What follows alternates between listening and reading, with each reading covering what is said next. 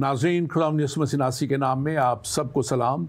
मैं आपका खादिम, आपका host reverend doctor Robinson Askar ईमान का सफ़र प्रोग्राम लेके आज फिर आपके सामने हाज़िर हूँ।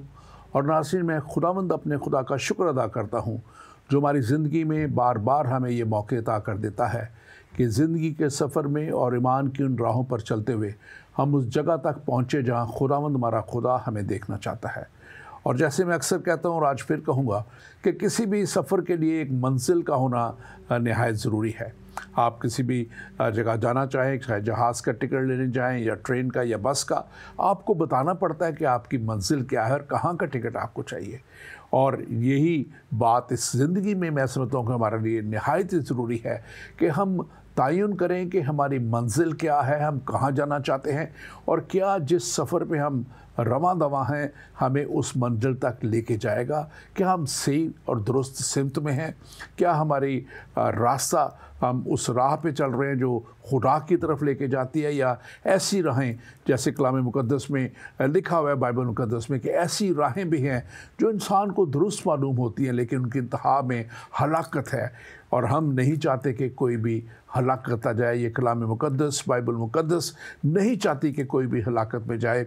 और लिखा है कलाम में, ताकि जो कुछ पर ईमान लाए हलाक ना हो बल्कि हमेशा की ज़िंदगी पाए। और इस हमेशा की ज़िंदगी के लिए हम इस प्रोग्राम को जारी और सारी रखे हुए हैं ताकि हम कलाम की सच्चाइयाँ और कलाम की वो बातें जो हम सब के लिए ज़रूरी हैं, आपके लिए ज़रूरी हैं, दुनिया के लिए ज़रूरी हैं, दुनिया के हर मज़हब और अक़ीदा को मानने वाले के लिए ज़रूरी हैं कि इस बात को जाने कि असल खुदा की तालीम क्या है, खुदा की सच्चाई क्या है और असल नजात और हमेशा की ज़िंदगी कहाँ पे मिल सकती है। और आजकल हमने जो सिलसिला शुरू किया था पिछले दिनों क्रिएशन पे बात करते हुए, हमने बुक ऑफ जेनेसिस जो थी, पैदाइश की किताब, तौरात की पहली किताब, वो हमने मुकम्मल की। और हमने देखा कि कैसे खुदा ने दुनिया को पैदा किया, बनाया, हर एक चीज़ को बनाया, फिर इंसान को बनाया, और कैसे इंसान के लिए उसने फिर एक वादा इब्राहिम से किया, और फिर वो वादा जो इब्राहिम से किया वो यूसुफ में, और फिर आगे जाके यीशु मसीह में आके हमें दाऊद की असल और नस्ल से पूरा होता हुआ नज़र आता है। और आज हम जो बात करेंगे, क्योंकि हमने लास्ट प्रोग्राम जो किया था वो पैदाइश की किताब की आखिरी बाब के ऊपर हमने किया था कि कैसे यूसुफ जो है वो मिस्र पहुंच के हाकिम बनने के बाद, और फिर याकूब और उसका घराना उस अनाज के लिए और उस हलाकत से बचने के लिए जो कहद के वसीला से उस पूरे दुनिया में फैली थी, वो भी मिस्र आ जाते हैं। और फिर कैसे मिस्र में लिखा है कि याकूब अपने बच्चों को कहता है कि मेरी हड्डियां भी ले जाना, और फिर यूसुफ भी यही कहता है कि मुझे अब मेरे मुल्क में कनान में दफन करना। और अब हम आज बात करने को हैं खरूज के ताल्लुक से कि यही वो कौम बनी इसराइल जो 70 लोग इसराइल के साथ यानी याकूब के साथ आए थे, अब एक बहुत बड़ी कौम बन चुके हैं। जैसे खुदावंद ने उनसे वादा किया था, इब्राहिम से, इसहाक से और याकूब से वादा किया था कि मैं तुम्हें एक बड़ी कौम बनाऊंगा। और आज हम जब ये सब्जेक्ट शुरू करने पे हैं, ये टॉपिक शुरू करने पे हैं, और आज का हमारा उन्वान खरूज की किताब में से खुदा के फजल की दास्तान है। हमारा आज का टॉपिक, ये जो खरूज की किताब है, ये खुदा के फजल की दास्तान हमें बताती है कि कैसे हमारा खुदा is a God of grace, abundant grace हमें अता करता है, हमारी ज़िंदगियों और हमें हलाकत से बचाने के लिए अपने फ़ज़ल के वसीला से हमें वो बचाता है। और आज हम इसी पे बात करेंगे, और इस पे बात करने के लिए स्टूडियो में मेरे साथ मौजूद हैं डॉक्टर तहसीन गुल खान। डॉक्टर तहसीन काफ़ी दिनों बाद, काफ़ी अरसे बाद हमारे साथ शामिल हो रहे हैं। आज हम इनको वेलकम करते हैं। लूटन एशियन फेलोशिप के पास्टर हैं और यीशु मसीह मिनिस्ट्री के फाउंडर हैं ये। Doctor Tahseen, welcome to the show. आपको वेलकम हम करते हैं। आप अगर मज़ीद कुछ कहना चाहें और इब्तदाई अगर इस सब्जेक्ट के ताल्लुक से कहें तो मुझे खुशी होगी। ये बड़ी खुशी की बात है। After bit of a break I am back, and ज़ाती मसरूफियात की बिना पर मैं नहीं आ पाया था, लेकिन I was following the book of Genesis study very closely, and I'm glad that आपने अच्छे तरीके से वो सब किया। और जैसे बुक ऑफ रेवलेशन पे हमने बहुत ज़्यादा काम किया था मिलके। एक्सोडस की किताब बहुत खूबसूरत किताब है। इसमें जो रिडेम्पशन का मैसेज है, इसमें जो फ़ज़ल का मैसेज है, ग्रेस का मैसेज है, वो बहुत ज़बरदस्त है। और आम तौर पर हम ये सोचते हैं कि ये किताब जो है ये कानून देने के वाले से थी. God gave his laws in this book and it's all about being lawful or legalistic book है. It's not. It shows about God's grace और yes इसमें हमें मिलता है. So एक चीज़ जो मैं इसमें देखना चाहता हूँ कि खुदा ने क्यों एक्सोडस में लॉ दिया, खुदा ने क्यों खरूज की किताब में कानून दिया. बुक ऑफ जेनेसिस में खुदा जो है वो एक फैमिली के साथ डील कर रहे हैं. God is dealing with a family in book of genesis, but God is dealing with a nation in book of exodus. एक कौम के साथ डील करें and nation needs a constitution.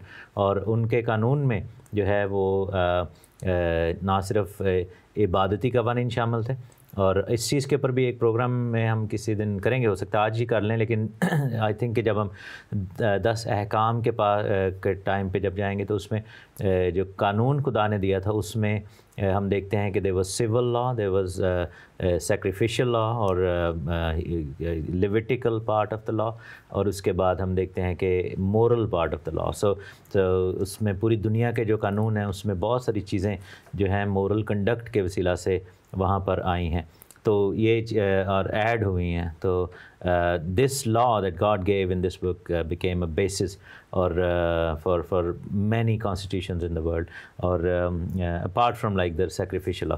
तो लेकिन यह है कि खुदावंद हमें जो है वो सिखाएगा. इस किताब में से हम सीखेंगे, और ये मूसा नबी की कहानी भी है, और मूसा नबी की कहानी जो है ये बहुत प्यारी है, और इसमें यीशु मसीह के साथ बहुत सारे पैरेलल मौजूद हैं, और हम इसको सीखेंगे. खुदावंद का शुक्र है. So let's go on. बिल्कुल. और इसमें ख़ास तौर पे हम देखते हैं कि ये एक जो जैसे थियोलॉजी ऑफ रिलीजन है, प्रैक्टिस है, एक्सपीरियंस है, ये इसकी बातें हमें इसमें सारी नज़र आएंगी. और एक्सोडस में ख़ास तौर पे ये एक बहुत बड़ी जो बिलीफ मेनली जूइश फेथ का है वो पास ओवर की है, और वो सारा वाक़या इसी खरूज की किताब में है कि कैसे वो पास ओवर है, कैसे ये गुलामी से निकाले जाते हैं, वो सारे वाक़यात इस किताब में हैं. हम उसके ऊपर भी जाएंगे, और इसके साथ साथ हम देखते हैं कि कैसे खुदा ने जो है इसराइल को जो एक कौम की सूरत में अब वो बन चुके हुए हैं कौम. जैसे आपने भी कहा था कि पहले एक ख़ानदान की बात थी, लेकिन अब एक कौम के ताल्लुक से वो बन के निकलते हैं. ये किताब जो ख़ास तौर पे हमें बताती है कि ये शरीयत और 10 अहकाम की तालीम, इसमें जो एक बेस है जूइश रिलीजन की भी, और नेचुरली क्रिश्चियन रिलीजन जब उसको फॉलो करता है उसमें से निकल के क्रिश्चियनिटी आती है, तो वो इन चीज़ों को भी हम देखते हैं कि कैसे कहाँ अप्लाई करती है इस रिलीजन में भी. आगे जाके हम देखते हैं कि खुदा ने जब इब्राहिम से, पीछे हम जब देखते हैं कि इब्राहिम से अहद किया था, फिर इसहाक से अहद किया था, फिर उसके बाद उसने याकूब से अहद किया था, और ये एक जो था हम जब इसके बाद यूसुफ पे बात आती है, और ये जब पैदाइश की किताब ख़त्म होती है तो उसके बाद ये खरूज की किताब में ये 400 साल का एक वक्फा है, 400 साल का एक पीरियड है जो नज़र आता है इसी में. और उसके बाद इनको रिहाई मिलती है, और मैं बड़ी इंटरेस्टिंग फैक्टर इसको देख रहा था कि जब खुदा ने इंसान से बात करना बंद किया मलाकी नबी की किताब के बाद, तो उसके बाद भी 400 साल की खामोशी है, और उसके बाद फिर दुनिया की निजात का काम हुआ. यहाँ इसराइल की निजात का काम हुआ, वहाँ दुनिया की निजात का काम हुआ. आप इसके ताल्लुक से ज़रूर बात कीजिए. जी बिल्कुल. 1 Corinthians chapter 15 में लिखा हुआ है कि पहले जिस्मानी आया फिर रूहानी आया. First we saw the soulish physical Adam and then we see the spiritual. तो आप ये देखें कि यही बात है कि बुक ऑफ एक्सोडस जो है इसमें physical law and physical application की बात हो रही है. कहानत जो है, प्रीस्टहुड जो है वो भी फ़िज़िकल है, जिस्मानी है, लेकिन न्यू टेस्टमेंट में वही स्पिरिचुअल हो जाती है, मल्कीज़ेडेक प्रीस्टहुड, और यीशु मसीह जो अप्लाई करते हैं वो है. लेकिन इस चीज़ को अंडरस्टैंड करने के लिए we still have to go through the precepts and principles of sacrifices and all, in just to make sure कि हम जीसस क्राइस्ट के सेक्रीफाइस को अंडरस्टैंड कर सकें. तो जहाँ तक आपने बोला है कि ये जो खुदा ने वहाँ पर जो उनको किताब दी, कवानीन दिए, और किस तरीके से 400 साल का जो गैप था, बिल्कुल ऐसा ही है. क्योंकि आप ये देखें कि जो दो अहदों के दरमियान में 400 साल का गैप है उसको डार्क पीरियड कहा जाता है, जिसमें कोई प्रोफेसी नहीं हुई। और इसी तरीके से हम देखते हैं कि ग़ुलामी में भी ये 400 साल अरसा गुज़रा। और बाप इब्राहिम की जो स्टोरी है, जब उन्होंने वो जानवरों को, परिंदों को बीच में से काटा था, और उस वक़्त ये खुदावंद ने उनको प्रोफेसाई किया था। और एक और चीज़ जो समझने की ज़रूरत है, एक जो पैरेलल है एक और, वो ये है कि जो इजिप्ट है it represents the physical state of sinfulness, और गुनाह की ज़िंदगी, गुनाह की जो गुनाह आलूद ज़िंदगी है, या गुनाह का जो एरिया दुनिया को ज़ाहिर करता है। और वादे की ज़मीन जो है, प्रॉमिस लैंड जो है, वो हेवन को रिप्रेजेंट करता है। सो हम देखते हैं कि वो फिज़िकल लेवल पे उधर गए छोड़ के, लेकिन हम जब मसीह में आते हैं तो वही चीज़ें हमें रूहानी तौर पर होती हुई नज़र आती हैं। और पास over, first pass over celebrate किया गया इस किताब में, लेकिन हम देखते हैं कि फुलफिलमेंट ऑफ पास ओवर क्या है, Jesus Christ hanging on the cross जो आना। और पूरी जात में मैंने जो बात की कि ये 400 साल इसराइल की गुलामी के ख़त्म होने का जो है वो निशानदेही करते हैं, और उसके बाद उनको रिहाई मिलती है।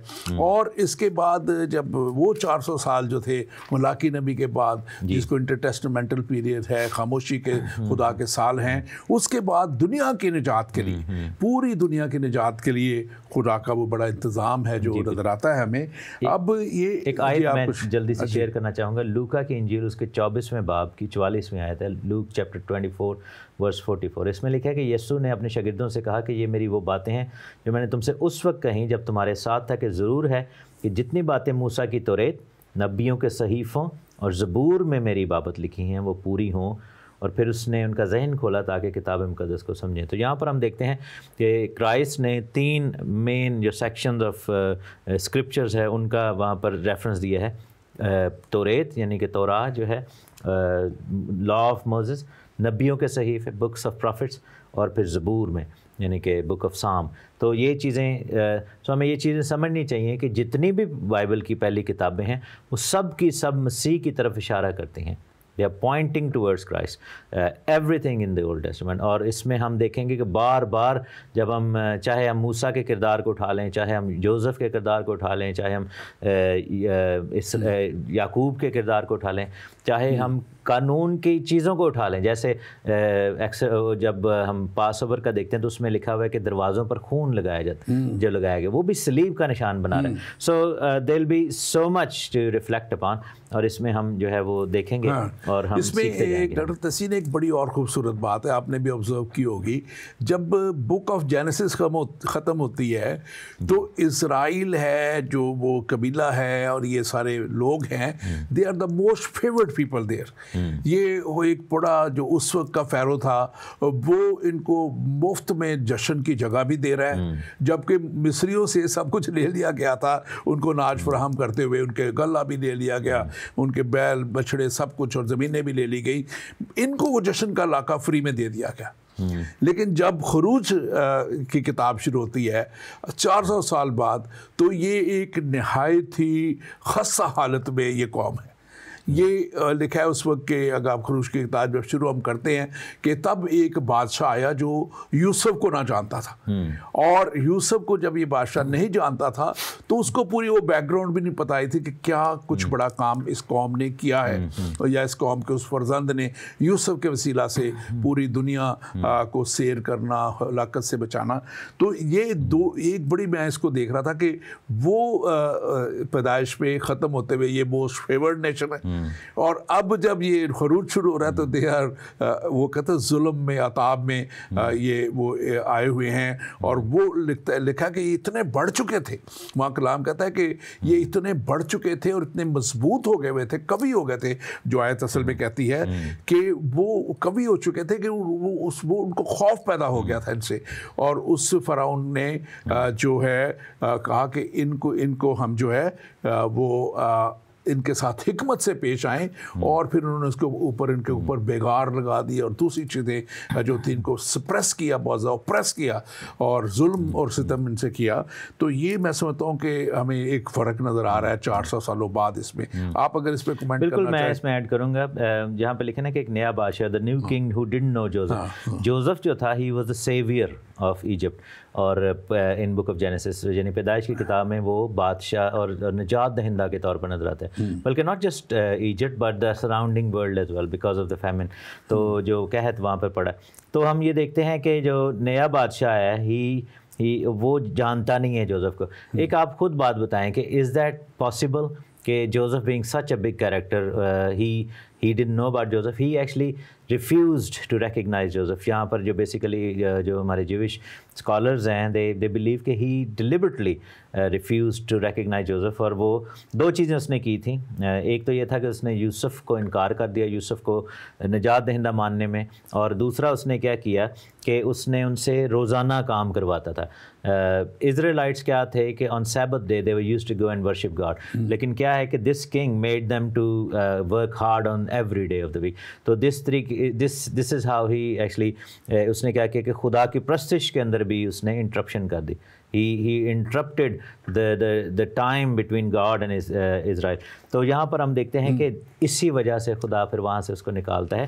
तो बात यह है कि ये जो इजिप्शियन माइंडसेट है वो ये है रिफ्यूज़ल ऑफ द सेवियर, अपने बादशाह को, अपने जो निजात दहिंदा को रिफ्यूज़ करना, और फिर खुदा से दूरी, बिल्कुल, जिसमें आप उस दिन जो कि खुदा ने मुकर्रर किया हुआ था उस दिन प्रस्तिश करने के बजाय आप कामों में पड़ जाते। तो that's how the whole thing started. लेकिन उसमें फिर क्या हुआ कि that's why it's called slavery, ये जो है ये गुलामी कहलाती है, क्योंकि खुदा से भी दूरी है, निजात दहिंदा से भी दूरी है, और बादशाह जो है वो दुनियावी है, जिस्मानी है, नफसानी है, और अबलीस के जो है माइंड सेट के साथ चल रहा है। तो यहाँ पर हम देखते हैं कि ये काम किया, लेकिन खुदा ने इसराइल को बरकत देनी शुरू कर दी। जितना वो तशद्दुद कर रहे थे, जितना वो उनको दबा रहे थे, उतने ही बढ़ते गए। लिखा हुआ है 12वीं आयत में, अगर आप खरूज पहला बाब 12वीं आयत देखें, लिखा है कि उन्होंने जितना उन्हें सताया वो उतने ही बढ़ते चले गए, उतने ही बढ़ते चले गए। तो ये खुदा करता है। मैं अपने नाजरीन से ख़ास तौर पे कहूँगा, आज के इस प्रोग्राम को आप ज़रूर शेयर कीजिए। आप जहाँ कहीं भी देख रहे हैं आप ज़रूर इसको शेयर कीजिए। हमारे फेसबुक पेज और हमारे यूट्यूब पेज ईमान के सफ़र को आप लाइक कीजिए, और इसके साथ साथ हमारे पाक ज़िंदगी पेज को, जो ज़िंदगी टीवी का हमारे पेज है, उसको भी आप लाइक कीजिए। अगर आप गैर मुमालिक में हैं या आपके अजीज़ को गैर मुमालिक में हैं तो आप एशिया सैट 7 पे इसको हमें देख सकते हैं, इस प्रोग्राम को। और अगर आप हमें कॉल करना चाहें, अगर आपका कोई भी सवाल है तो आप हमें हमारा नंबर है ख़ास व्हाट्सएप नंबर +1 585 542 5900। तो ये हमारा नंबर ख़ास इस प्रोग्राम के लिए है। आप इस पर अपना लिख के भी हमें सवाल भेज सकते हैं, कॉल भी हमें कर सकते हैं। और अगर आप कॉल करना चाहें तो हमारी ज़िंदगी टीवी की जो स्काइप आईडी है वो ज़िंदगी टीवी है, आप उस पर भी हमें कॉल कर सकते हैं। और फिर कहता चलूँ कि आप हमें हमारे इस प्रोग्राम को ज़रूर शेयर कीजिए, ताकि खुदा के इस कलाम को और कलाम की बातों को हम और लोगों तक पहुंचा सकें। और मैं ख़ास तौर पे शुक्रिया भी अदा करना चाहता हूं उन सब अपने नाज़रीन का, और हमारे जो ख़ास तौर पे रेगुलर देखने वाले हैं, जो इसको शेयर भी करते हैं। हमारे पास बहुत से नाम हैं, मैं उन सब का खुदा के हुज़ूर में शुक्र अदा करता हूँ। डॉक्टर तहसीन, आप जो बात कर रहे थे मैं उसी को आगे लेके जाना चाहता हूँ। और आपने ख़ास तौर पे कहा था कि ये जो अब लोग हैं और उस वक्त खुदा के साथ ये अब नहीं चल रहे थे, इबादत नहीं कर पा रहे थे, तो वो बादशाह जो था उस वक्त फ़िरौन जो था जी, आगे जाके हम देखेंगे कि खुदा इसी कलाम मुक़द्दस में लिखा हुआ है, इसी खरूज की किताब में कि लिखा है कि वो जो थे इतना उन्होंने सताया, इतना सताया उन्होंने कि वो आह भरने लगे। और लिखा है कि वो खुदा के ज़ूर फरियाद करने लगे, मिन्नत करने लगे। और जब उन्होंने खुदा के ज़ूर फरियाद की तो ये भी लिखा है यहाँ पे कि और खुदा को अपना वादा जो उसने अब्राहम और इसहाक और याकूब से किया था याद आया, और खुदा ने उनके लिए निजात का इंतज़ाम किया। तो ये एक ख़ास तौर पे बात मैं करना चाह रहा था कि जब खुदा के लोग खुदा से दूरी में चले जाते हैं तो वो फिर मुश्किलों में पड़ जाते हैं, दुखों में पड़ जाते हैं, परेशानियों में पड़ जाते हैं। और लेकिन जब वो खुदा को याद करते हैं, लिखा है कि वो यहाँ पे अगर आप पढ़ना चाहें कि यहाँ पे लिखा है कि वो अपनी 23वीं आयत में, और एक मुद्दत के बाद यूं हुआ कि मिस्र का बादशाह मर गया, ये जो उनसे मुश्किलें और परेशानियाँ उन पर डाल रहा था, और बनी इसराइल अपनी ग़ुलामी के सबब से आह भरने लगे और उनका रोना जो उनकी ग़ुलामी के बायस था खुदा तक पहुँचा। ये 23वीं आयत है, इसको अगर आप देखें दूसरे बाब की, और उसमें लिखा हुआ है दूसरे बाब की 23वीं आयत, और खुदा ने उनका कराहना सुना और खुदा ने अपने अहद को जो अब्राहम और इसहाक और याकूब के साथ किया था याद किया, और खुदा ने बनी इसराइल पर नज़र की और उनके हाल को मालूम किया। ये अब बात बड़ी क्लियर यहाँ पे एक नज़र आ रही है कि खुदा ने याद किया। ये नहीं कि खुदा भूल जाता है, लेकिन जब इंसान खुदा को बुला देता है तो फिर खुदा भी उसकी फ़िक्र करना छोड़ देता है। एक अरसे तक वो उसको दिलाता है, याद दिलाता है, फ़िक्र करता है, लेकिन जब वो नहीं उसके पास आते तो फिर वो उससे वो भी भूल जाता है। लेकिन अब जब ये आह भर रहे हैं, अब खुदा इनको याद आ रहा है और खुदा के ज़ूर में जब मिन्नत कर रहे हैं, फरियाद कर रहे हैं, तो अब लिखा है कि उसको अब खुदा भी अपना वादा याद कर रहा है। और इसमें एक और ख़ास बात है, फिर तफसील कीजिएगा कि ये उसका वादा जो था खुदा ने किया, जो याद कर रहा है, वो इब्राहिम, इसहाक और याकूब के साथ है जी। इसमें कहीं भी कोई वो जो आगे नस्ल इब्राहिम से जो इस्माइल की नस्ल की बात होती है, असल में वो यहाँ कहीं इसका निकल नहीं आ रहा, क्योंकि खुदा ने कहा था कि तेरा जो नस्ल है वो किससे चलेगी, इसहाक से चलेगी, और इसहाक से फिर याकूब और उससे चलेगी। आप इस पर कमेंट कीजिए। देखें, बात यह है कि कोई भी प्रॉफिट की कोई प्रोफेसी नहीं थी कि इस्माइल की नस्ल से भी कोई आएगा, ठीक है ना, और ना ही कोई एक्सपेक्टेशन थी, ना एक्सपेक्ट कर रहे थे जो अपना यहूदी लोग थे, इसराइली लोग थे। यहाँ पर दो तीन चीज़ें हैं। पहली चीज़ जो अभी आप कह रहे हैं कि when they cried God heard, so God is available in every situation, हर सिचुएशन में खुदा अवेलेबल है। So that's what we need to understand कि irrespective of how bad the situation is, लेकिन खुदा अवेलेबल है। दूसरी चीज़ जो हम यहाँ पर देखते हैं, ये जो कराहना सुना, और अगले चैप्टर में जाकर जब हम देखते हैं कि खुदा ने कहा मैंने खूब जानता हूँ, I have seen it closely, as if I have experienced it. तो उसके लिए जो हिब्रू वर्ड यूज़ हुआ है in that passage is called yada. Yada means to get intimate with somebody. जैसे आदम और हवा का लिखा है कि वो एक दूसरे के करीब आए, Adam and Eve became one and they had a son, so the word is yada. And similarly यहाँ पर जो वर्ड गॉड यूज़ कर रहा है अपने लिए for himself is yada, that means he became intimate in the pain of Israelites, क्योंकि खुदा जो है उसने महसूस किया उस चीज़ को। उनका कराना रोना तो था ही, लेकिन खुदा उस तकलीफ़ में खुदा ने भी अपने आप को जो है वो महसूस किया, इसलिए कि खुदा का वादा था। तो जैसे आपने बिल्कुल ज़बरदस्त बात की है कि बाज़ अगर लोग कहते हैं जो खुदा ने याद किया, तो इसका क्या मतलब खुदा भूल गया? नहीं, ये एक जो है ना वो एक बाइबल का ये इस तरह कहें कि लिखने का एक तरीका है कि खुदा ने उस चीज़ में से पहले उनको गुजारा। खुदा करने देता है, उसको पता है कि मैं मुर्दे भी ज़िंदा कर दूंगा, ठीक है ना। तो ये हमारी इंसानी प्रॉब्लम है ना, ये एक सोच है, कमतर सोच है और लिमिटेड सोच है कि भाई खुदा ने जाने ही क्यों दिया। खुदा बचाने पर कुदरत रखता है। अय्यूब को भी तो जाने दिया था ना, खुदा ने उसको औलाद भी दे दी, सारा। दूसरी बात डॉक्टर सिंह ये है कि जब इंसान खुद ही ना चाहे, जब वो खुद ही ना चाहे और वो उसको रिजेक्ट कर रहा है, वो उसको याद नहीं कर रहा है, वो उससे दूर होता चला जा रहा है, तो फिर खुदा है, वो तो फिर कहेगा कि ठीक है, आज़ाद मर्जी मैंने तुझे दी है, और खुदा ने इंसान को आज़ाद मर्जी दी है, तो अपनी आज़ाद मर्जी के मुताबिक अब चल, और फिर खुद ही जो है तुझे पता लग जाएगा। जैसे इस किताब में भी हम देखें तो ये असल में किताब ख़ास तौर पे बात करती है, एक तरफ फ़िरौन जो आगे जाके हम देखेंगे कि वो खुदा बन बैठा है, और वो आगे जाके हम इस बात को देखेंगे, थोड़ा सा ये आगे का सब्जेक्ट था, इसको मैं ज़रा सा पहले ले आया हूँ कि वो कहता है कि कौन खुदा, वो किसको कहता है मैं किसी खुदा को नहीं जानता ना मानता हूँ।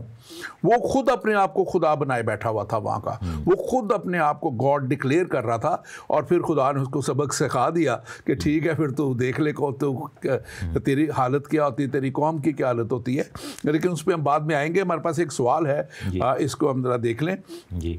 हमारे भाई यहाँ लिख रहे हैं, हेलो पादी साहब, मैं नादर मसीह हूँ इस्लामाबाद से और आपका प्रोग्राम देख रहा हूँ। मेरा सवाल ये है कि खरूज में खुदा अहद के संदूक के ऊपर जो है 2 करूबियों को बनाने की बात करता है, जबकि इसी किताब में खुदा ने ये भी कहा कहता है कि तू कोई मूरत ना बनाना, ऐसा क्यों है? आप इसको जवाब देंगे? बिल्कुल मैं दे दूंगा। आप हंसे हैं, मैंने कहा मैं आप इसे द थिंग इज कि जब खुदा ने कहा था ना कि कोई मूरत ना बनाना, तो that was for the purpose of worship, ठीक है ना। लेकिन जब वो कैरोबीम बनाए थे on the ark of covenant, they were not for worship, they were to glorify God. तो it's very easy to understand कि God forbids to create an object of worship, लेकिन वो जो एंजल्स हैं they are not object of worship, they were there, वो खुदा की हुजूरी को जाहिर कर रहे थे, ठीक है ना। तो खुदा के तख्त में अगर हम इज़ीकियल में पढ़ें तो वहाँ पे लिखा है कि जो मुकर्रब फरिश्ते थे, और स्पेशली जो मुकर्रब फरिश्ता लूसीफर भी था, तो उसके लिखा है कि वो खुदा के साया अफगन था। There is a word for that, he was used to put his wings on top of God's throne, ऐसे लिखा हुआ है।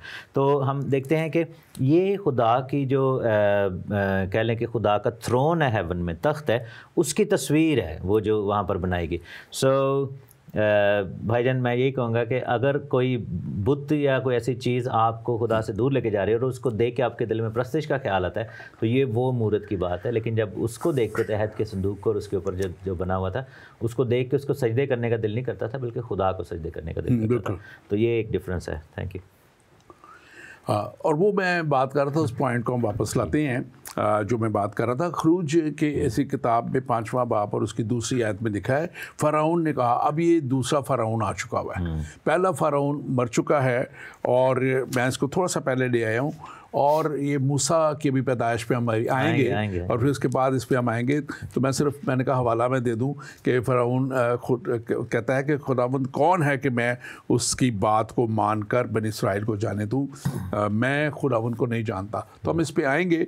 अब इस किताब की थोड़ा सा ओवरव्यू हम कर रहे थे, उसको हम थोड़ा ख़त्म करते हुए, इसमें एक ख़ास बात हमें नज़र आती है कि ये एक्सोडस का जो है, खरूज जो है, अब जब खरूज भी अब इसमें हम देखेंगे आता है, तो फिर उसके बाद एक विल्डरनेस आती है, एक बियाबान का एक बहुत बड़ा एक वक्त है जो उसमें गुजरता है।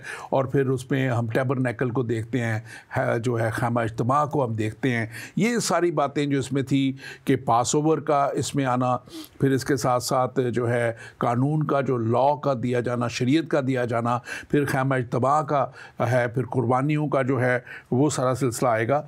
और वो जो है इसमें ख़ास तौर पे हम पहला करंथियों अगर 5 बाब उसकी 7 आयत देखें, क्या पुराना ख़मीर निकाल कर अपने आप को पाक कर लो, ये खुदा का कलाम कहता है। मैं अपने नाजरीन से भी आज ख़ास तौर पे ये कहूँगा कि इस आयत को ज़रूर याद रखें, खुदा क्या चाहता है हमसे। और खुदा ये चाहता है कि पुराना ख़मीर निकाल कर अपने आप को पाक कर लो, ताकि ताज़ा गूंदा हुआ आटा बन जाओ। और चुनाचे तुम बेखमीर हो, क्योंकि हमारा भी फसा यानी मसीह कुर्बान हुआ। तो हम इस पे आएंगे कि हमारा ये जो फसा थी, ये बहुत इंटरेस्टिंग खरूज की किताब है कि एक फसा उस वक्त जो थी बनी इसराइल को जब बचाया गया, उनके प्लॉटों को बचाया गया, मिस्र से निकाला गया, आज़ाद कराया गया, और वो फसा करते थे। और एक फसा यीशु मसीह है जिसने ख़ुद कहा था कि मेरी यादगारी में यही किया करो। हम इन सारी बातों को करेंगे, ये बड़ा इंटरेस्टिंग है। आप ज़रूर इस प्रोग्राम को शेयर कीजिए ताकि दूसरों तक ये सारे कलाम की बातें पहुँचे। डॉक्टर तहसीन, अब हम आते हैं आगे। अब जब खुदा ने इनकी जो कराहना सुना है, तो फिर खुदा एक इंतज़ाम करता है, और मूसा की पैदाइश की बात है, और मूसा की पैदाइश होती है, और वहाँ पे हम देखते हैं कि ये अब इसको जब दूसरे बाब की 23 आयत में लिखा है कि एक मुद्दत के बाद यूँ हुआ कि मिस्र का बादशाह मर गया, और बनी इस्राइल गुलामी के सबब से आह बनने लगे और रोए, और उनका रोना जो गुलामी के बायस था खुदा तक पहुँचा।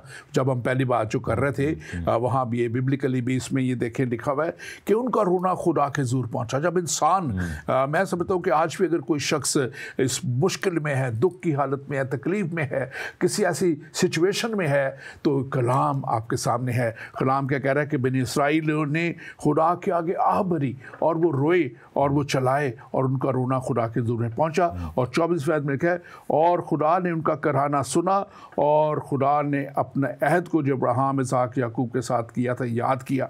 और ये वो वक्त है, मैं समझता हूँ कि हर इंसान के लिए अगर ज़िंदगी में कोई वो ब्रेक थ्रू चाहता है, तो खुदा के पास आने की ज़रूरत है, खुदा के साथ चलने की ज़रूरत है, चाहे वो किसी भी रंग, नस्ल या मज़हब से है। ये वक्त वक्त है कि खुदा के हुज़ूर में वो चलाए और खुदा को पुकारे। और यहाँ पे हम 25 आयत देखते हैं, और खुदावंद ने बनी इसराइल पर नज़र की और उनके हाल को मालूम किया। फिर खुदा हाल मालूम करता है, और फिर उसके बाद हम देखते हैं कि मूसा की पैदाइश है। अब ये मूसा की पैदाइश के ताल्लुक से आप थोड़ा सा बताइएगा, इसको हम सम अप करेंगे थोड़ा सा इस सारे मूसा की पैदाइश को। मूसा की पैदाइश में भी क्राइस्ट के साथ पैरेलल हैं, because kids were killed and बच्चे मारे गए time of Moses birth, and kids were killed, young mail kids were killed at the time of birth of Jesus Christ. फिर हम ये देखते हैं कि पानी में बहा देते थे बच्चों को, और दाइयों को जो है, इब्रानी दाइयाँ जो थी, मिडवाइफ्स जो थी, उनको यूज़ किया, हिब्रू मिडवाइफ्स, उनको पैसे पूसे ऑफ़र किए, उनको ओहदे ऑफ़र किए फ़िरौन ने कि जी आप ऐसे करना है कि लड़की हो तो छोड़ देना, लड़का पैदा हो तो मार देना। लेकिन they didn't, they were God fearing midwifes, they didn't do that. लेकिन आप ये भी देखें, because so much blood was spilled in river Nile, तो सबसे पहली जो इतना ज़्यादा खून गिरा था दरिया नील में, कि जो पहली आफत आती है, द फर्स्ट वो जो 10 प्लेग्स हैं, first plague was the turning of river Nile into the blood because of that, क्योंकि पानी जो था खून बनता था, और उसमें इज़राइलाइट्स का ब्लड जो था वो रिवर नाइल में गया था।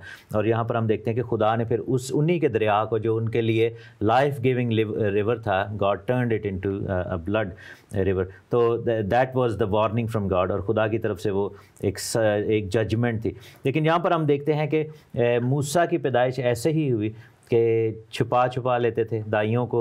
फिर उन्होंने चेक किया कि भाई ये क्यों कर रहे, उन्होंने कहा जी हिब्रू लेडीज़ इतनी स्ट्रांग होती हैं कि Hebrew ladies are so strong, they don't even need us, हमें वो चाहती लाइक हमसे पहले ही पैदा हो जाते हैं बच्चे, so we can't even get there in time because they deliver the baby themselves.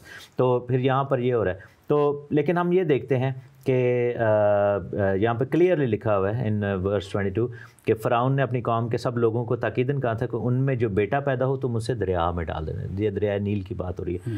तो मूसा के वाले से बड़ी फिर इंटरेस्टिंग स्टोरी है। 3 महीने तक उसको छुपा के रखा था, लेकिन उस पर बात करेंगे, लगता है एक सवाल भी है। लेकिन इससे पहले, क्योंकि आपने वो पैरेलल ड्रॉ करने की बात की बिटवीन क्राइस्ट एंड मोसेस, तो उसमें बहुत से पैरेलल मौजूद हैं। मैं सवाल के उसके बाद में आता हूँ।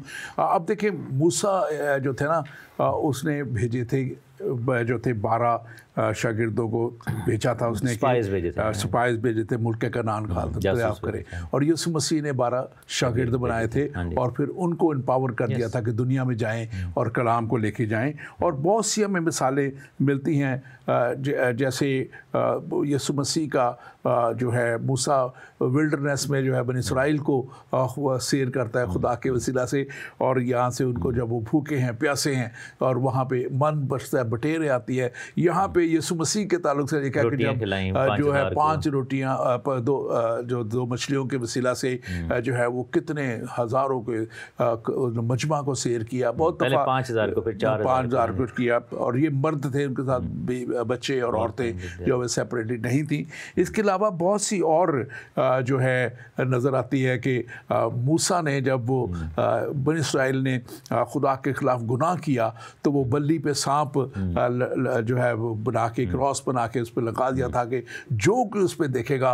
और हमारा यीशु मसीह खुद जो है क्रॉस के ऊपर चढ़ गया, और जो कुछ, मैं हमेशा कहता हूँ कि जो भी सलीब की तरफ नज़र करता है वो शिफा पा जाता है, हमेशा की शिफा, और गुनाहों से शिफा, और हमेशा की ज़िंदगी पा जाता है। बहुत से पैरेलल आगे जाके हम और डिस्कस करेंगे। एक सवाल आपसे ही है, आप इसको बल्कि पढ़ के जवाब भी आप खुद ही दे दीजिए, ये नीचे वाला जो है। तहसीन भाई, मेरा सवाल आपसे है। चंद दिन पहले मेरे एक मुसलमान दोस्त ने मुझसे खुरूज 3:22 आयत की, जो इस तरह है कि तुम्हारी एक एक औरत अपनी अपनी पड़ोसन से और अपने अपने घर के मेहमान से सोने चांदी के जेवर और लिबास मांग लेंगे, उनको तुम अपने बेटों और बेटियों को पहनाओगे, मिस्रियों को लूट लोगे। मेरा दोस्त कहता है कि हम मुसलमान पर जंग और जदल और माल गनीमत लूटने के इल्ज़ाम लगते रहते हैं, लेकिन हमारी तौरेत में भी खुदा ने खुद उनके माल लूटने की बात की है। तो फ़र्क क्या है? भाई फ़र्क सिंपल इतना है कि जो माल गनीमत है उसमें कत्ल व गारत होता है, उसमें आप जो है दूसरे कौम को मार देते हैं। और यहाँ पर ये बेसिकली उनका राइट था, क्योंकि जो बेगार लिया गया था, बाइबल हमें बताती है कि उनसे बहुत ज़्यादती की गई थी और उनसे ग़ुलामी करवाई गई थी और उनसे मुफ्त में काम करवाया जा रहा था। तो ये एक तरह से की उजरत थी, ये माल गनीमत नहीं था, क्योंकि इसराइल के जो लोग थे वो इजिप्ट को छोड़ के जा रहे थे। वहाँ पर लूट के उनके मुल्क पे कब्ज़ा नहीं कर रहे थे। सो इस तरह के जो है ना वो ड्रॉ करना, ममासले ड्रॉ करना, पैरेलल ड्रॉ करना is wrong, because there is no parallel between Islamic invasion and killing of people and then taking all the booty from there versus how Israelites left. And they took the ornaments and everything, क्योंकि वो उनका right था. They were it was part of their कह लें कि उनकी जो उजरत थी उसका वो हिस्सा था, और ये खुदा ने बेसिकली उनको दिया था. और दूसरा ये था कि वो पीसफुली ट्रांसफ़र हुआ था सब कुछ, उसमें कोई जंग नहीं थी हुई. सो हम इसको एक ही ब्रैकेट में नहीं ला के कर सकते. जी, थैंक यू वेरी मच. आपने इसको किया. अब बात हम कर रहे थे पैरेलल्स की भी थोड़ी सी, अब उसको 2 मिनट और देख लेते हैं हम उसमें.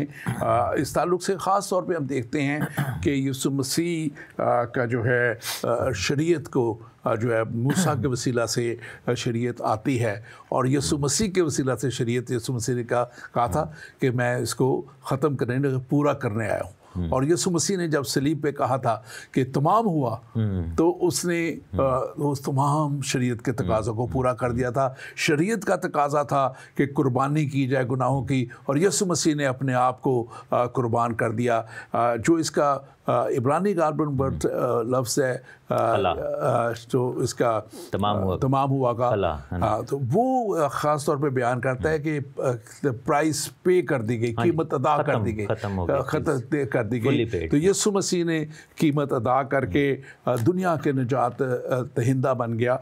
और बहुत सी हम चीज़ें देखते हैं. इसमें मैं एक चीज़ ऐड करना चाहूँगा. डिट्रोनॉमी 18:18 में there is a verse, it says कि मैं उनके लिए उन्हीं के भाइयों में से तेरी मानद एक नबी बर्पा करूँगा. It's called profit like Moses, और वहाँ पे लिखा है कि फ्रॉम योर ब्रदर्स. तो उस अपना कलाम उसके मुंह में डालूंगा और उसको हुक्म दूंगा कि वो मेरा नाम वो लाइक वही उनसे जो कुछ कहेगा. तो हमारे जो मुसलमान बहन भाई हैं दे क्लेम कि ये वर्स जो है इट्स अबाउट देयर प्रॉफिट, इस्लाम के नबी के बारे में. और रीज़न वो क्या कहते हैं कि भाइयों में से, तो भाइयों मुराद from your brothers. So they claim कि इस्माइल वाज आइज़ैक्स ब्रदर, और इस वजह से उसमें से वो प्रॉफिट आना था. नो, क्योंकि that's actually a false claim, because it doesn't mean brother doesn't mean Ismail है. यहाँ पर ये नहीं है, it means like one of the tribes. क्योंकि अगर हम डिट्रोनॉमी ही में देखें और उसकी 14th वर्स में देखें तो लिखा है 15वीं आयत में, ये लिखा है कि जब तू उस मुल्क में चला जाए जो मैं तुझे दूंगा, तो लिखा है कि फ़क्त उसी को अपना बादशाह बनाना जिसको खुदावन तेरा खुदा चुन ले. तू अपने भाइयों ही में से किसी को अपना बादशाह बनाना, और परदेसी को जो है तेरा भाई नहीं उसको बादशाह ना बनाना. So when God told them to pick a king, he said do it only from your brothers. So he didn't mean Ishmael. There was no Ishmaelite king on Israel. He wanted to talk, he actually meant to say one of the tribes, यानी कि tribes में से बनाना है. सो हम यहाँ पर देखते हैं कि brothers does not mean Ishmael, brothers mean like one of the tribes. तो जीसस जो है जूडा के ट्राइब से आते हैं, मोसेस लीवाइट के ट्राइब से. That's why they came from a brotherly tribe. तो यहाँ पर, और दूसरा ये है कि हमारे जो मुसलमान बहन भाई हैं वो जो कंक्लूजन्स ड्रॉ करते हैं, they only talk about the physical type of things, like Moses was married, Jesus इस्लाम के नबी भी मैरिड थे, उनके बच्चे. लेकिन Bible always talks about the spiritual aspect जो है, स्पिरिचुअल एस्पेक्ट खास तौर पे मैं समझता हूँ ये फोकस में रहना चाहिए. बाइबल का फोकस हमेशा स्पिरिचुअल है, और जो दुनिया की मज़ाहिब है वो दुनियावी बातें करते हैं.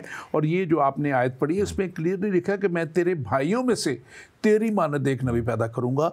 अब तेरे भाइयों में से मीन्स के जो उसके भाई हैं, सुतेले भाइयों में से खुदा ने नहीं कहा, वो उसका सुतेला भाई था. सेकेंडली दूसरी बात है, जब तेरी मानद की बात है तो जो कुछ मूसा ने किया, मूसा के आगे जाके हम देखेंगे कितने बड़े बड़े मौजात वो खुदा उसके वसीला से कराता रहा. तो जो उसकी मानद आएगा वो उससे भी बड़े बड़े करने वाला होना चाहिए. और यीशु मसीह ने सबसे बड़ी बात जो मैंने भी ये कहनी थी कि मौजात, लेकिन डायरेक्टली लिखा हुआ है इस्लाम की किताबों में कि उनके जो प्रॉफिट थे उन्होंने एक भी मौजज़ा नहीं किया. दूसरी बात यह है ख़ास तौर पे कि देखें यीशु मसीह ने मौजज़ात भी किए, और यीशु मसीह ने वो कुदरत जो खुदा की कुदरत थी हमारे मुसलमान भाई कहते हैं, हमारी किताब में तो नहीं है कि वो जो मट्टी से वो जो थे वो चिड़िया बना के फूंकते थे, उसमें जान, क्रिएशन का काम, वो उड़ जाती थी, क्रिएशन का काम। तो क्रिएशन का काम यीशु मसीह जो है वो करके दिखाते रहे। मुर्दों को रिक्रिएट, रीजनरेट करना वो क्रिएशन का काम था, वो उन्होंने मुर्दों को जिंदा किया। उन्होंने सबसे बढ़ के मैं समझता हूँ जो काम किया, और वो तो लिखे मूसा ने समुद्र को 2 टुकड़े किया था और यीशु मसीह पानी पर चले, बल्कि उन्होंने तो पानी में जब समुद्र में तूफान था, तूफानों को तो उसने हुक्म किया और वो तूफान रुक गया। तो वो एक अथॉरिटी थी, एक अथॉरिटी थी जो यीशु मसीह में थी। तो आने वाले को जो उसकी मानद है वो उसकी मानद काम भी करने चाहिए। हम आगे बढ़ेंगे, हमारा सब्जेक्ट थोड़ा सा कवर करना है, हम एक सवाल भी है उसको भी लेते हैं, लेकिन उससे पहले हम ये देखते हैं कि अब मूसा की पैदाइश हो चुकी है और मूसा जो है अब वो फराउन के घर में पहुंच चुका है। नहीं, अभी वो बात नहीं की, वो 3 महीने वो छुपाने वाली बात, छुपाने उसमें वो था, वो हमने थोड़ी सी कर ली थी। मैं चाह रहा था कि हम उस जगह तक जाते कि वो अब उस वक्त जो जब ये लेके जाया गया है, उस वक्त तक वो पहला फराउन जो था वो जिंदा था, उसकी बहन उसे जो है वो उठा के लाती है। लेकिन जब ये मूसा वो पहला फराउन जो है वो मर गया है, तो अब वो जो इसकी बहन यानी कि इसके भाई जो है वो फराउन बनता है, और वो अब यानी मूसा का मामू जो है, और वो इसकी हैसियत को, असलियत को भी जानता था कि ये लेके आया गया है। और इसलिए मैं चाहता था कि इसके ऊपर हम थोड़ी सी बात करें, और अगर आपने उस पर कोई बात करनी है वो जो 3 महीनों के ताल्लुक से, तो नहीं, वो मैं बस ये बताना चाह रहा था कि क्योंकि बहुत सारे लोगों को पता नहीं है कि बाइबल में स्टोरी लिखी कैसे है। तो मैं जल्दी से पढ़ दूंगा, इस पर तबसरा करने की जरूरत नहीं। लिखा है कि लावी के घराने के शख्स ने जाकर लावी की नस्ल की एक औरत से ब्याह किया। वो औरत हामला हुई, उसके बेटा हुआ, और उसने ये देख कर के बच्चा खूबसूरत है 3 महीने तक उसे छुपा कर रखा, और जब इससे ज़्यादा छुपा ना सकी तो उसने सरकंडों का एक टोकरा लिया और उसको चिकनी मिट्टी और राल लगाकर लड़के को उसमें रखा और उसे दरिया के किनारे झाव में छोड़ आई, क्योंकि हुक्म ये था कि जो मेल हैं उनको दरिया में डाल देना। मूसा की बहन दूर खड़ी देख रही थी ताकि देखे उसके साथ क्या होता है, और लिखा कि फ़िरौन की बेटी दरिया पर गुस्ल करने आई और उसकी सहेलियां दरिया के किनारे किनारे टहलने लगीं। तब उसने झाव में वो टोकरा देकर अपनी सहेली को भेजा कि उसे उठा लाओ। जब उसने खोला तो लड़के को देखा और वो बच्चा रो रहा था। उसे उस पर रहम आया और कहने लगी कि ये किसी इब्रानी का बच्चा है, यानी कि उसके लिबास से पता लग रहा था कि हिब्रू चाइल्ड है। तब उसकी बहन ने फ़िरौन की बेटी से कहा कि मैंने जाकर इब्रानी औरतों में से एक दाई तेरे पास ले आऊँ जो तेरे लिए इस बच्चे को दूध पिलाए। यानी कि मूसा की बहन ने अपनी माँ का जिक्र किया और उसको एक स्ट्रेंजर के तौर पर पेश करिए। फ़िरौन की बेटी ने उससे कहा कि जा, और वो लड़की जाकर उस बच्चे की माँ को बुला लाई। फ़िरौन की बेटी ने उससे कहा कि तू उस बच्चे को ले जा, मेरे लिए दूध पिला, मैं तेरे लिए उजरत भी दिया करूँगी। और औरत ने लिखा है कि उस बच्चे को ले जाकर दूध पिलाने लगी। जब बच्चा कुछ बड़ा हुआ तो उसे फ़िरौन की बेटी के पास ले गई और वो उसका बेटा ठहरा, और उसने उसका नाम मूसा ये कहकर रखा कि मैंने इसे पानी में से बचाया। और ये इसकी आपने बड़ा अच्छा किया, बता दी थी इसकी। अब ये वहाँ पे पहुँच चुका है, फ़िरौन के महल में पहुँच चुका हुआ है। अब ये फ़िरौन की जो उस वक्त बेटी और फिर बाद के फ़िरौन की जो बहन है वो उसको पाल पोस के बड़ा कर रही है। और ये वो खुदा का फजल है जिसके ताल्लुक से हम बात कर रहे थे कि हमने अपने टॉपिक किया था कि खुदा के फजल की दास्तान। अब खुदा ने उनका रोना सुना है, खुदा ने उनका कुराना सुना है, खुदा ने उनके हाल पे अब रहम किया, नज़र की है। और अब ये मूसा की पैदाइश है और मूसा को खुदा अब लेके जा रहा है। आगे हम देखेंगे जाके कि कैसे यही मूसा जो है वो वहाँ से बड़ा होता है और निकलता है और मिस्री को कत्ल करता है। मैं इसको थोड़ा सा फास्ट ट्रैक पे लेके जा रहा हूँ ताकि वो फिर वो छोड़ता है, क्योंकि हम असल वाक़या की तरफ बात में आना चाहते हैं जो उसके हुए हैं। और वो जो है मूसा फिर वहाँ से मिस्री को कत्ल करके जब भागता है तो फिर जो खुदा उसको ट्रेन करके वापस लाता है, तो वहाँ से उस खुदा के फजल की बात है, उसको हम आगे लेके चलेंगे। लेकिन हमारे पास सवाल भी आ रहे हैं, साथ साथ हम उनको भी देख लें। हमारे पास 2 सवाल आ चुके हैं, हम इसको हम देखते हैं। हाँ जी, एक सवाल हमारे पास आया है जी। अस्सलाम वालेकुम तहसीन साहब, मेरा नाम भी मोहम्मद तहसीन है और मैं इस वक्त सऊदी अरब से आपका प्रोग्राम देख रहा हूँ और आपके लिए अल्लाह से दरख्वास्त कर रहा हूँ कि आपको भी अल्लाह हिदायत दे। अल्लाह हिदायत दे और आप दीन इस्लाम कबूल कर लें। मेरा सवाल ये है कि आप लोग बहुत इतराज़ करते हैं कि हमारे पैगंबर इस्लाम ने किस तरह चाँद के 2 टुकड़े कर दिए। तो मेरा जवाब ये है कि जिस तरह तौरेत शरीफ में खरूज 14 बाब में एक हिसाब के मुताबिक इतने थोड़े से वक्त में 20 लाख नबी इसराइल 20 लाख 1,24,000 नबी इसराइल समुंदर पार कर सकते हैं, इसराइली समुंदर पार कर सकते हैं। तो चाँद के 2 बनी इसराइल लिखा है जी, बनी इसराइल। तो चाँद के 2 टुकड़े होना भी मुमकिन है। आप इसका दिफा कैसे करेंगे? अब मेरे भाई मैं उनको भी मौका देता हूँ। पहली बात ये है कि देखें, जो हम बात करते हैं वो कलाम मुक़द्दस खुदा की किताब बाइबल मुक़द्दस के मुताबिक, और सारी चीज़ें इसकी शवाहिद इसके मिलते हैं, इनके शवाहिद मिलते हैं, हिस्ट्री बयान करती है और उस वक्त के हिस्टोरियंस इसका ताल्लुक़ से लिखते हैं। जबकि आपकी किताब के ताल्लुक़ से कोई ऐसा हिस्ट्री में वाक़या या किसी हिस्टोरियन का कोई वाक़या ऐसा नज़र नहीं आता सिवाय एक कलमबंद वाक़या के, जो आपके नबी के मुताबिक वो भी उनके जाने के 200 साल बाद लिखा गया है। वो जो सारी चीज़ें लिखी गई हैं, ना तो कुरान उनके वक्त में लिखा गया, वो भी उनके जाने के गालबन 20 साल बाद लिखा गया था, और फिर जो हज़रत उस्मान के टाइम पे हज़रत उस्मान के वक्त में लिखा गया, और फिर उसके बाद जो है जितनी भी ये उनकी जो हैं बातें हैं, उनके कहने की हदीसें हैं, वो भी 200 साल बाद लिखी गई। और वो लिखने वाले भी जो हैं वो कोई आंखों देखा किसी के पास कोई सबूत या हाल नहीं है। लेकिन यहाँ पे जब हम बात करते हैं तो हम पूरी कलाम के मुताबिक करते हैं। आप दूसरे से का जवाब दे दीजिएगा। मोहम्मद तहसीन मेरे भाई, गॉड ब्लेस यू। आपने कहा आप मेरे लिए दुआ कर रहे हैं, so then I may convert into Islam. I invite you to convert into Christianity because my father left Islam. मेरे बाप ने इस्लाम को छोड़ा, और definitely it will be great कि हम बात करें, and I will tell you the reasons why he left Islam. So maybe I will convert to you और maybe you will convert to me. So I definitely love you and God loves you for that. आपने जो question किया कि जी चाँद के टुकड़े किए, तो भाई चाँद पे तो बंदे भी हुए हैं, तो कोई ऐसा कुछ नज़र नहीं आया।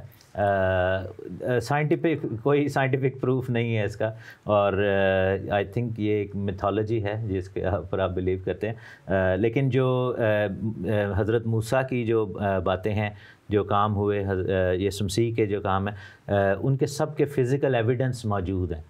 देयर इज़ दैट, वो सब कुछ मौजूद है, इट्स अवेलेबल, तो हम वो जाके देख सकते हैं। लेकिन चाँद के डिवाइड होने का कोई एविडेंस नहीं है, देयर इज़ नो एविडेंस। तो ये ओनस आप पर है कि साबित करना कि चाँद के टुकड़े हुए हैं कि नहीं।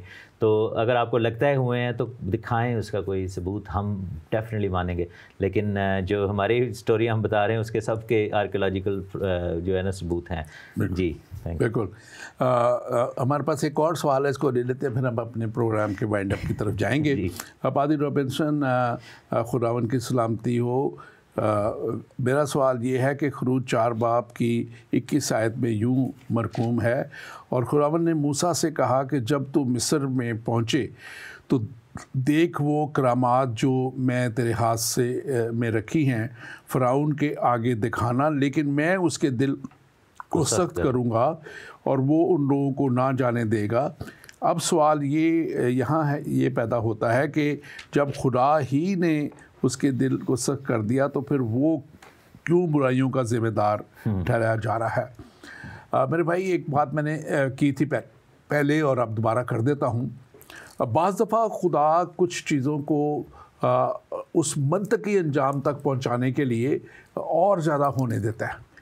यहाँ पे ये फ़िरौन जो है, ये दूसरा फ़िरौन जो पहले के बाद आया है, वो मैंने आयत पढ़ी थी 5वें बाब की दूसरी आयत।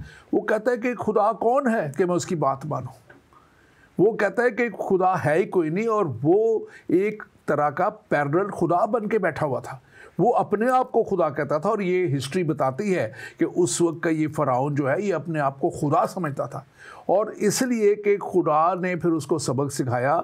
शायद खुदा एक ही ऐसी वो आफत भेज के ख़त्म कर सकता था सारे काम को, लेकिन खुदा ने 10 दफ़ा उसको मौका भी दिया मैं समझता हूँ कि मेरे हिसाब से ये 10 दफ़ा उसको मौका दिया जा रहा था कि वो खुदा की कुदरत को देखे और खुदा का कायल हो जाए, खुदा के कदमों में आ जाए।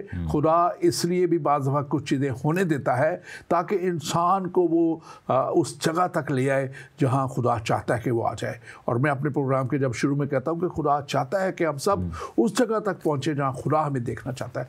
यकीनन खुदा फ़िरौन की हिलाकत भी नहीं चाहता था और खुदा फ़िरौन को बार बार बता रहा था। और 10 अफ़वाद को भेजने का मकसद ये था कि फ़िरौन को और ज़्यादा खुदा की कुदरत के ताल्लुक से बता दिया जाए कि तेरे जादूगर तो थोड़ा सा कुछ कर सकते हैं लेकिन मैं सब कुछ कर सकता हूँ।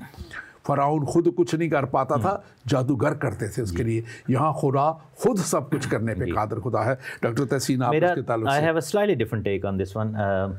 वो ये है कि जो सख्त दिली थी फ़िरौन की, वो उसकी सज़ा का हिस्सा था। That was part of Pharaoh's punishment that God hardened his heart. क्यों? Because he was so brutal और इतना जालिम था ना, it was like he was so bad, God wanted to maximize his punishment, तो that's why God kept on उसके heart को जो है ना हार्ड करता जा रहा था। खुदा जानबूझ के उसके दिल को और सख्त कर देता था क्योंकि खुदा चाह रहा था कि जितना उसने जुल्म किया है उसके जवाब में उसकी सज़ा भी जो है उसकी मैक्सिमाइजेशन हो। तो ये खुदा की तरफ से सज़ा थी उसको। ये यानी कि आपने जब सवाल किया तो उससे ऐसे लग रहा है कि उससे पहले फ़िरौन बहुत अच्छा था और एकदम उसका दिल खुदा ने सख्त किया इसलिए उसका कोई कसूर नहीं बनता। नहीं, फ़िरौन का दिल का सख्त किया जाना ही उसकी सज़ा थी क्योंकि खुदा ने ऑब्वियसली उसको एक दफ़ा तो सेट करना ही था। तो लेकिन क्या है कि जितने उसने जुल्म कर दिए थे उसके ऊपर जो 10 आफतें आईं वो तो आई, लेकिन उसके दिल की सख्ती भी एक ऐसी आफत उस पर खुदा ने भेजी हुई थी जो कि एंड पर उसकी मौत का भी सबब बन गई थी। जी बिल्कुल। अब क्विकली हम थोड़ा सा वाइंड अप की तरफ जाते हुए, लेकिन मैं चाहता हूँ कि हम इस ख़ास तौर पे जो खुदा का मखरसी देने का काम है, जो उसके फ़ज़ल की बात है, वो शुरू होती है जब मूसा खुदा के साथ पहाड़ पे उसका आमना सामना होता है। और वो मूसा अब जब वहाँ से निकल चुका है मिस्री को कत्ल करके, और उसको जब फ़िरौन लिखा है कि उसको मारने के ऊपर आ गया था, तो वो निकल गया, खुदा ने उसे निकाल दिया और वो मदियान में आ गया जहाँ मदियान के काहिन जो थे यत्रो, उसकी बेटी से उसकी फिर शादी भी होती है और वो वहाँ पे रहता है। और वहाँ पे खुदा उस पहाड़ पे जो हिस्ट्री है वो बताती है कि ये खुदा उसको बार बार उस पहाड़ की तरफ उसकी निगाह लेके जाता था और उसको पहाड़ पर एक जलती हुई आग नज़र आती थी बार बार, और वो लिखा है कि उसको देखने के लिए पहुंचा जाता था और वो लिखा है कि जब वो देखने पहुंचा तो वहाँ लिखा हुआ है, और अगर आप इसको मैं पढ़ देता हूँ इसके लिए कि यहाँ पे लिखा है कि झाड़ी में आग, तीसरे बाब में, और हुरब के पहाड़ की जब बात है तो दूसरी आयत में लिखा है और झाड़ी में आग लगी हुई है और वो झाड़ी भस्म नहीं होती। और चौथी लिखा है खुदा ने उस झाड़ी में से पुकारा और कहा कि ए मूसा, उसने कहा मैं हाज़िर हूँ। तब उसने उससे कहा इधर आ, मेरे पास आ। और फिर छठी आयत में लिखा, फिर उसने कहा मैं तेरे बाप का खुदा यानी इब्राहिम का खुदा, इसहाक का खुदा और याकूब का खुदा हूँ। अब यहाँ पे क्लियरली अब ये कॉल आ गई है इस खुदा के फजल को दुनिया तक पहुँचाने वाले शख्स के लिए। वो उसको कहता है कि मेरे पास आ। और आज मैं समझता हूँ खुदा बहुतों को बुला रहा है कि मेरे पास आ जाओ। ये बहुत से लोग सवाल जो लेके बैठे हुए हैं, शायद बार बार ये सवाल करते हैं, बहुतों को खुदा कह रहा है कि तू मेरे पास आ। और जो भी मूसा की तरह आगे बढ़ जाता है, और लिखा है कि वो खुदा उसको क्या कह रहा है आगे 7वीं आयत में लिखा है, और खुदावन ने कहा कि मैंने अपने लोगों की तकलीफ़ जो मिस्र में खूब देखी है और उनकी फरियाद जो बेगार लेने वालों के सबब से है सुनी है। मैं उनके दुख को जानता हूँ। मैं उतरा हूँ कि उनको मिस्रियों के हाथ से छुड़ाऊँ और उस मुल्क से निकाल कर एक अच्छे और वसी मुल्क में जहाँ दूध और शहद बहता ले जाऊँ। यहाँ पे हमें गॉड्स ग्रेस नज़र आती है कि वहाँ से निकाल के, दुखों से निकाल के, तकलीफ़ों से निकाल के खुदा उनको एक ऐसी जगह लेके जाना चाह रहा है जहाँ पे उनके लिए हर चीज़ की बहुतात है। आप इसको वाइंड अप कीजिए जी। हमारे पास अब वक्त के 2-3 बड़ी प्यारी चीज़ें हैं जो मैं शेयर करना। फर्स्ट ऑफ ऑल ये है कि मूसा की ज़िंदगी 120 साल की थी। पहले 40 साल वो शहज़ादा था, अगले 40 साल जो है वो बियाबान में चरवाहा रहा और आखिरी 40 साल फिर बनी इसराइल को बाहर लेकर निकले. So he learn to become a king and a prince for first 40 years and then he unlearned everything और he learn how to navigate in the wilderness for 40 years as a shepherd, क्योंकि वो सारा stars को देख के और जो constellations हैं उनको देख के यू कैन नेविगेट इन. बियाबान में नेविगेट करना बड़ा मुश्किल है. सो खुदा ने 40 साल तक पहले उसकी शहजादगी तुरवाई और उसको हम्बल किया और उसको 40 साल फिर वहाँ पर सिखाया कि बियाबान में नेविगेट कैसे करते हैं. फिर आखिरी 40 साल में he took God's nation and sheep from that experience और he took them out and took them to Canaan. और ये चीज़ हमें समझने की बड़ी ज़रूरी है. दूसरा ये है कि बर्निंग बुश ये किसको रिप्रेजेंट करती है? ये इसराइल को रिप्रेजेंट करती है, क्योंकि झाड़ी जो है यूजलेस होती है, you know, bush is have no use, it's not a tree, fruit नहीं है उसमें, देयर इज़ नो फ्रूट, तो कंज्यूम नहीं हो रही, बहरहाल बर्न हो रही है, लाइक उस पर आग लगी, आग में है लेकिन भस्म नहीं हो रही. आप ये देखें कि बनी इसराइल को 400 साल, चलो 400 साल तो नहीं गुलामी की, लेकिन आखिरी जो 1 सदी और सौ जो भी उन्होंने गुलामी की, they were in fire but they were not consumed because God is graceful, God is there, और खुदा जो है वो मौजूद है. So that represents Israel. और यहाँ पर हम देखते हैं कि मूसा को खुदावंद दिखा रहा है और फिर खुदावंद ने कहा कि अब तुम्हें लेकर जाना है. और नेक्स्ट प्रोग्राम मेरे ख्याल आप डिस्कस करेंगे कि मूसा की बुलाहट और खुदा का हुक्म और ये सब कुछ कैसे. तो अगर मेरा जो मैसेज यही है कि अगर हम मूसा की तरह, यानी कि हमें भी कोई ज़िम्मेदारी खुदा ने दी है, तो हमें अपनी शहजादगी को दूर करना होगा, अपने प्राइड को दूर करना होगा, हमें हम्बल होना पड़ेगा और सीखना पड़ेगा कि कैसे हम खुदा की खिदमत कर सकें. और अगर हम उस सिचुएशन में हैं जैसे मूसा की माँ थी, छुपा रही थी, रो रही थी, लेकिन खुदा ने उसको सिचुएशन को बदल दिया. और maybe we are like the bush that is burning but we are not getting consumed. हो सकता है कि हम उस सिचुएशन में हों. If we are in that kind of situation, हमें खुदावन के पास आना है, मदद मांगनी है और खुदावन हमें छुड़ाने की कुदरत रखता है. Thank you very much doctor Tahseen, God bless you. बड़ा अच्छा लगा आपके साथ दोबारा से इस सिलसिले को शुरू करके. और नाज़रीन, मैं ख़ास तौर पे आज एक बात मेरे दिल में है, ये कौम, मिस्र की कौम, मिस्री कौम, फ़िरौनियत वाले लोग खुदा की कौम को सता रहे थे और खुदा ने उन पे, हम अगले जाके देखेंगे कैसे कैसे अज़ाब भेजे. और आज मुल्क पाकिस्तान में भी हमारी कौम को, मसीहत को सताया जा रहा है.